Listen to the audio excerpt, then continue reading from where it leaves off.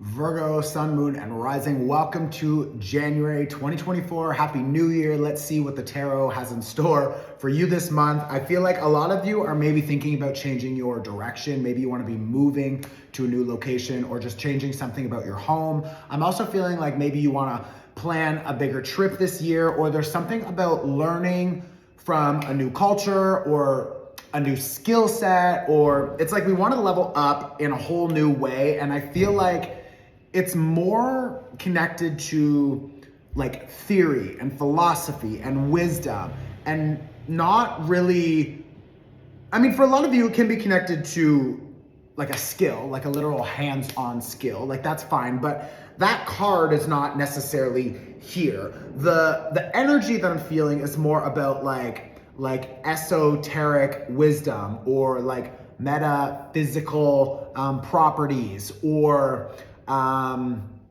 witchcraft and like things like that. Like you're wanting to dive into working with the universe in a new way, or your guides are asking that you learn how to connect with them in a new way, because I feel like the energy is like work smarter, not harder this year. And I feel like a lot of you have these new ideas, there's new inspiration, and you want to take action in a new way with investing your money, establishing your foundations, maybe again, changing something about the home, or maybe some of you want to buy a home. I just feel like there's this overall plan that is required, but that plan, maybe typically you would focus on like the actual like action steps required. So like, first I'll do this, and then I'll do this, and then I'll do this, and then I'll do this. And you're going through, and it's like, that way of working feels a little bit outdated. It feels very old school, like even for you. And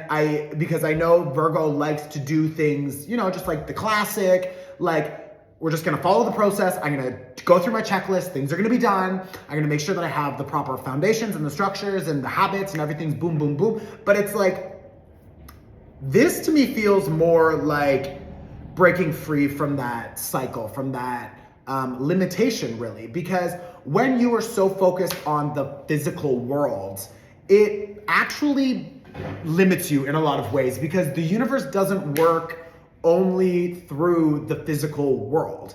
The universe works energetically, emotionally, spiritually, like there's all these other layers. So I feel like how you will advance the most this year is when you begin to connect with these other sort of layers, these older ways of doing things. And I don't mean like the old ways of working. I mean like getting back to some kind of like tradition. So maybe some of you, and maybe you want to research like your roots or where your family is from, and maybe like the cultures that they grew up in, and maybe you want to start looking at some of the ways that, oh, there's a word that I can't, they're trying to send me this word. What's the word? It's like,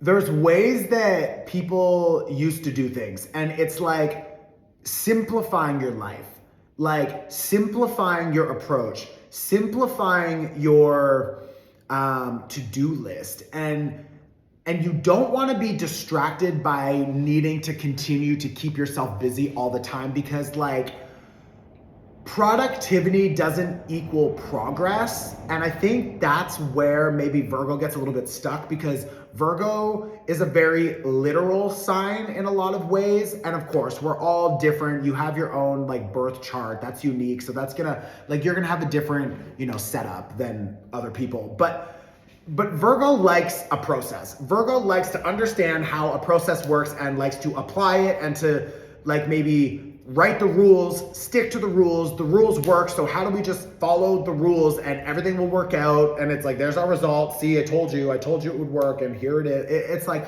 but now there's this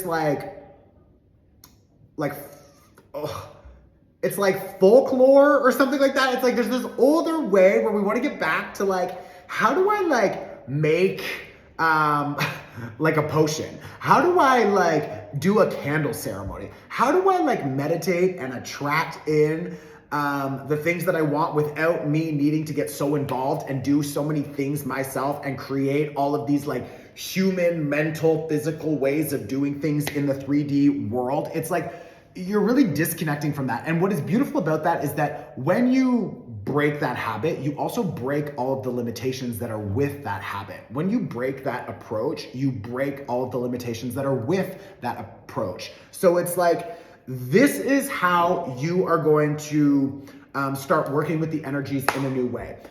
If you are not really feeling like I have no interest in doing that, I would strongly suggest that you start researching it. You start feeling into how you could work with this. I actually, and I'm not trying to sell you this right now, I actually just launched like 2 months ago, like an intro to like magic workbook. It's a book, and like you don't need to use mine. I don't care. Like you can just go on YouTube or Google and try to find something, but maybe go to the library and borrow a book about that and just see like herbs, for example, making different teas, body scrubs, like things like that to help balance out your energy in new ways. I'm also hearing to create a more like ritualistic or ceremonial schedule. So if you can establish yourself in a new way, for example, where maybe every Tuesday you sit down at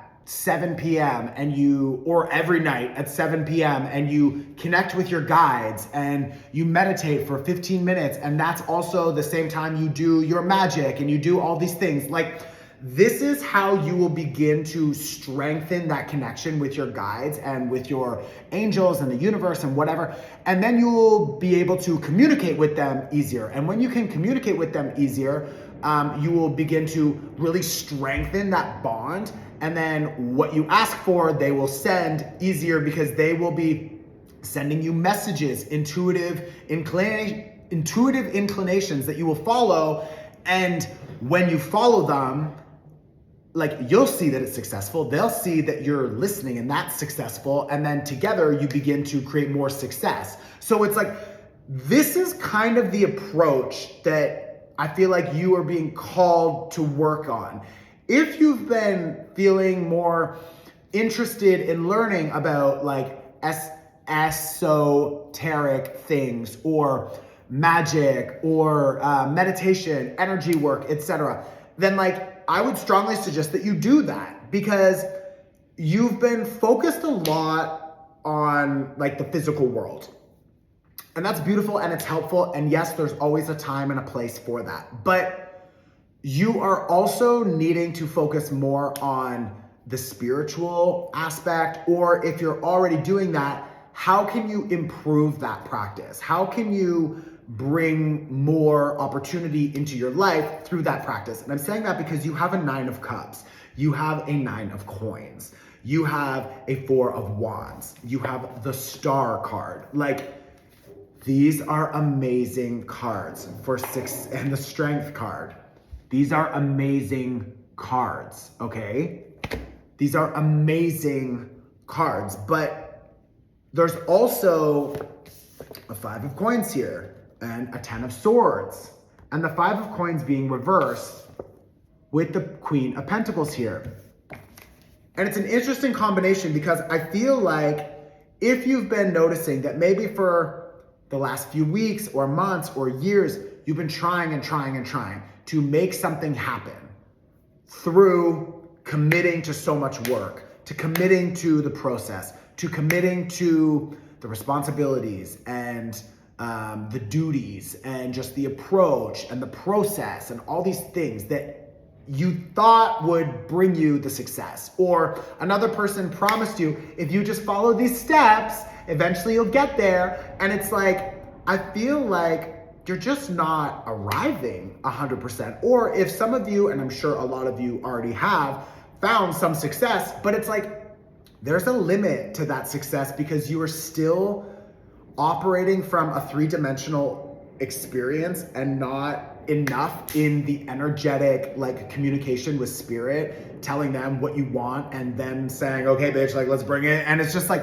so my suggestion would be focus more on your practice, focus more on understanding that everything you want, you can attract, okay? And through meditation, through magic, through just like those manifestation techniques of like feeling it in the emotional body and drawing it in like a magnet. It's like, that is your best approach for finding more success in January, at least, maybe through 2024.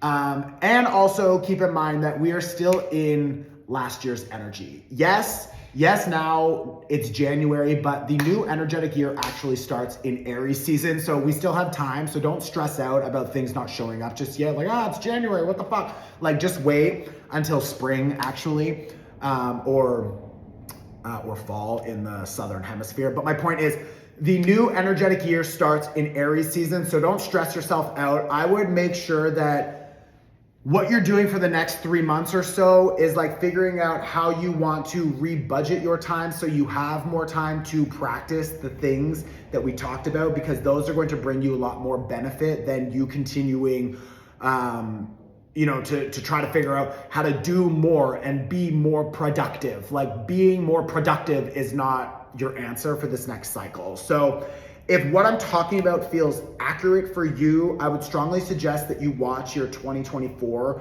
tarot forecast, where I break down the year ahead for your sun, moon, rising, all other placements. I break down each month, challenges, opportunities. There's a year ahead review. There's oracle cards, numerology. There is so much information.